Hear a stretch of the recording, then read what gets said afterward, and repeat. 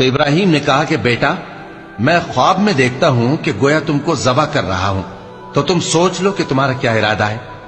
انہوں نے کہا کہ ابا جان، جو آپ کو حکم ہوا ہے وہی کیجئے، اللہ نے چاہا تو آپ مجھے صابروں میں پائیے گا۔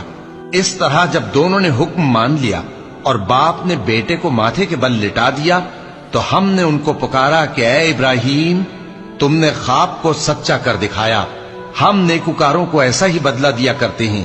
بلا شبہ یہ کھلی آزمائش تھی، اور ہم نے قربانی کے ایک بڑے جانور سے ان کا یعنی اسماعیل کا فدیہ دیا، اور پیچھے آنے والوں میں ہم نے ابراہیم کا ذکر خیر باقی رکھا کہ ابراہیم پر سلام ہو، نیکوکاروں کو ہم ایسا ہی بدلہ دیا کرتے ہیں۔ بے شک وہ ہمارے مومن بندوں میں سے تھے۔ ہمارا پروردگار جو صاحب عزت ہے اس سے پاک ہے، اور پیغمبروں پر سلام اور سب طرح کی تعریف اللہ رب العالمین کے لیے ہے۔